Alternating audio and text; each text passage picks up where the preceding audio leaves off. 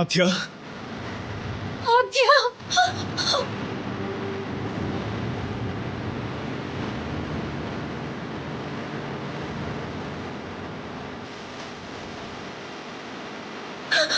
ಆದ್ಯ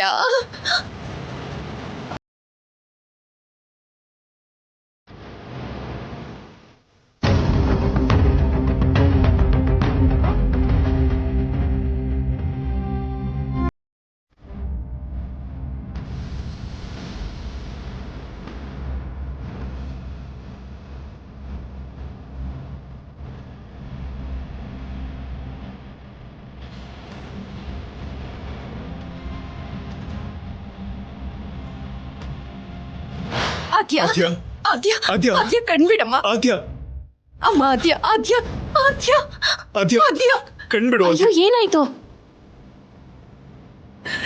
ದೇವಸ್ಥಾನದಲ್ಲಿ ನನ್ನ ಮಗಳು ಬೆಂಕಿಲ್ ಬಿದ್ಬಿಟ್ಲು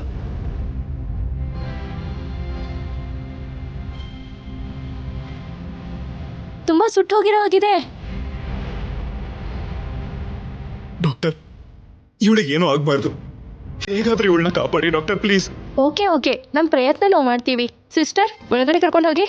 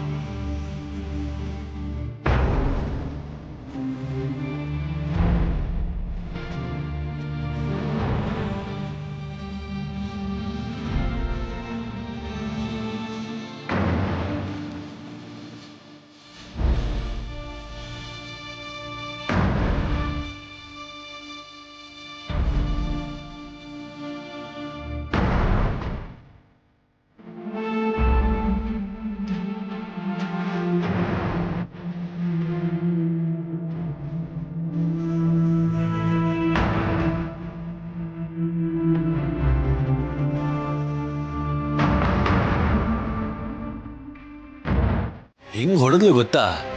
ಆ ಏಟಿಗೆ ಶೌರ್ಯ ಅದ್ರೋಗ್ಬಿಟ್ಟ ಗೊತ್ತಾ?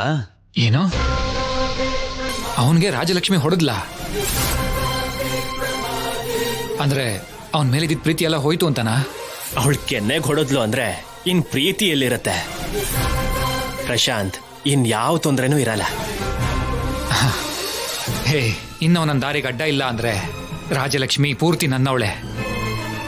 ತಪ್ಪು ಮಾಡಿದ್ರು ಪರವಾಗಿಲ್ಲ, ರಾಜಲಕ್ಷ್ಮಿನ ನನ್ನವಳು ಮಾಡ್ಕೋಬೇಕು ಅಂತ ಅನ್ಕೊಂಡ್ರೆ ಮಿಸ್ ಆಗೋಯ್ತಲ್ಲ ಅಂತ ತುಂಬಾ ಫೀಲ್ ಆಗಿದ್ದೆ. ಈಗ ನನ್ನ ಅದೃಷ್ಟ ಕುಲಾಯಿಸ್ತು ಅನ್ಸುತ್ತೆ. ಎಲ್ಲ ಚೆನ್ನಾಗೇ ಇದೆ, ಆದ್ರೆ ನನಗೊಂದು ಅರ್ಥ ಆಗ್ತಿಲ್ಲ. ಪಾನಕದಲ್ಲಿ ಮದ್ದು ಹಾಕಿದ್ದು ನಾವು. ಮದ್ವೆಗೂ ಮುಂಚೆ ಶೋಭನಾ ಮಾಡಿದ್ರೆ ರಾಜಲಕ್ಷ್ಮಿ ನಿನ್ ಮಾತನ್ನ ಕೇಳ್ತಾಳೆ ಅಂತ ಪ್ಲಾನ್ ಮಾಡಿ ಅವಳನ್ನ ಕರ್ಕೊಂಡ್ ಬಂದಿದ್ ನಾವು. ಎಲ್ಲ ನಾವು ಮಾಡಿದ್ದು. ರಾಜಲಕ್ಷ್ಮಿ ಶೌರ್ಯನಿಗೆ ಹೊಡೆಯೋದು ಅಂದ್ರೆ ಏನು? ರಾಜಾರಾಮ್ ಹತ್ರ ಶೌರ್ಯ ಪಾನಕದಲ್ಲಿ ಮತ್ಬರ ಔಷಧಿನ ನಾನೇ ಮಿಕ್ಸ್ ಮಾಡಿದ್ದು ಅವಳನ್ನ ಹಾಳು ಮಾಡಕ್ ಟ್ರೈ ಮಾಡಿದೆ ಅಂತೂ ಹೇಳ್ದಂತೆ.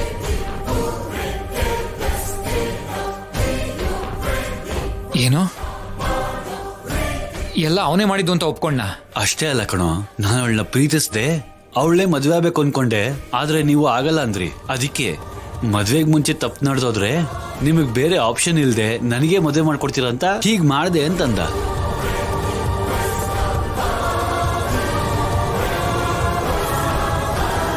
ಅವನೇನೋ ನಾವು ಪ್ಲಾನ್ ಮಾಡಿದ್ನ ಅವನ್ ಮಾಡಿದೀನಿ ಅಂತ ಒಪ್ಕೊಂಡಿದ್ದಾನೆ. ಅದೇ ನನ್ಗೂ ಕೂಡ ಅರ್ಥ ಆಗ್ತಿಲ್ಲ. ಒಂದ್ ವೇಳೆ ಅವನು ನಿನ್ನ ಸೇವ್ ಮಾಡೋದಕ್ಕೆ ಹಾಗೆ ಹೇಳಿದಾನ? ಅಷ್ಟೊಂದು ಪ್ರೀತಿ ನನ್ ಮೇಲೆ ಇದ್ದಿದ್ರೆ ನನ್ ಮೇಲೆ ಯಾಕೆ ಕೈ ಮಾಡ್ತಿದ್ದ?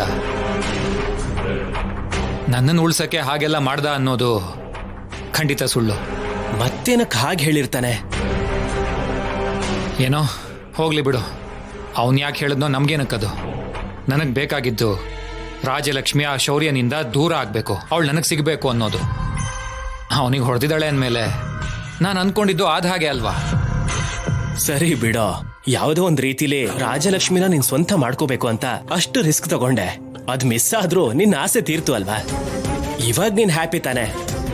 ತುಂಬಾ ಖುಷಿ ಆಗ್ತಿದೆ.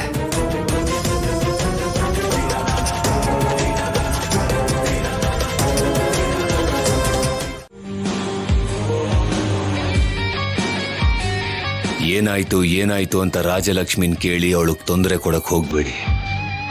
ಇದು ಎಲ್ರಿಗೂ ಹೇಳ್ತಾ ಇರೋದು. ಭಾವನವ್ರೆ,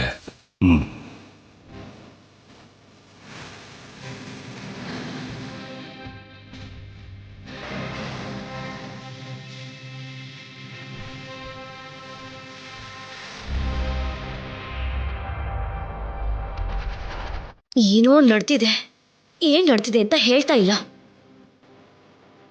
ಭಾವನವರು ರಾಜಲಕ್ಷ್ಮಿನ್ ಕೇಳಬೇಡ ಅಂದ್ರೆ ಹೊರತು ನಮ್ಮ ಯಜಮಾನ್ರನ್ನ ಕೇಳಬಾರ್ದು ಅಂತ ಹೇಳಿಲ್ವಲ್ಲ. ನಾನು ಹೋಗಿ ಅವ್ರ ಹತ್ರ ಕೇಳ್ಕೊಂಡು ಏನ್ ನಡೀತೋ ತಿಳ್ಕೊಂಡು ಬರ್ತೀನಿ.